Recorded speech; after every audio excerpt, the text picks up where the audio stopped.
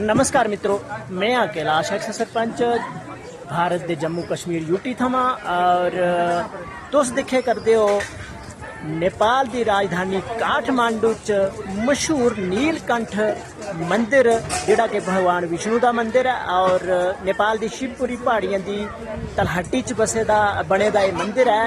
और आओ इस मंदिर के इतिहास पर एक चर्चा करते हैं। ये मंदिर 5वीं को लेके 7वीं शताब्दी के विच बनिया, जिस वेले नेपाल विच लिच्छवी खानदान के राजाएं का राज होया और उस टाइम के मशहूर राजा भीमार्जुन देव ने इस मंदिर का निर्माण करवाया था और उस टाइम के मशहूर इंजीनियर विष्णुगुप्त ने इस मंदिर की बनवाया था। और आखदे एक टाइम ऐसा आया कि ये मंदिर दबोई आ, जनी इत्थे कोई लेस गया, लैंडस्लाइड होया, के होया, मंदिर दबोई आ। ते जिसले मंदिर दबोया तो इत्थे लोकें अपने खेत बनाई लेते और जियां के खेत बनाए ते लोग अपनी बाड़ी बाहना रहना लगी पे।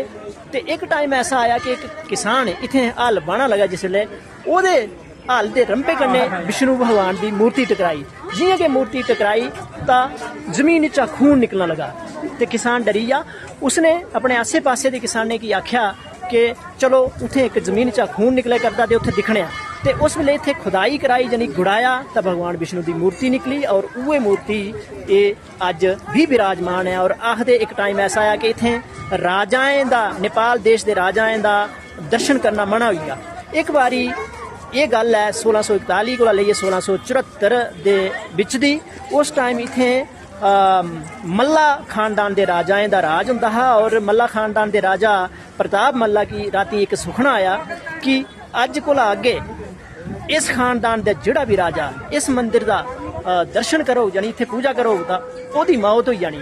ते उस राजे एक फरमान जारी कर उड़िया कि अज कोला अगे मेरे खानदान का कोई भी राजा इस मंदिर की पूजा नहीं करेगा।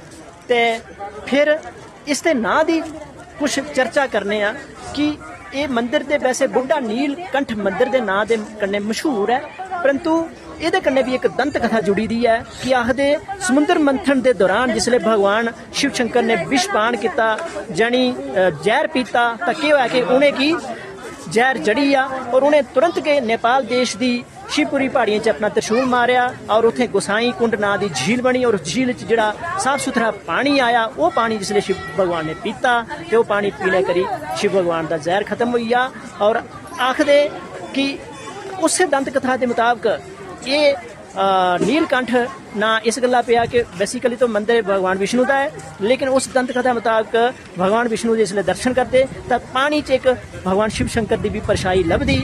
ते ये इस मंदिर का इतिहास है। ते मित्रों इस ब्लाग च इन्ना गै।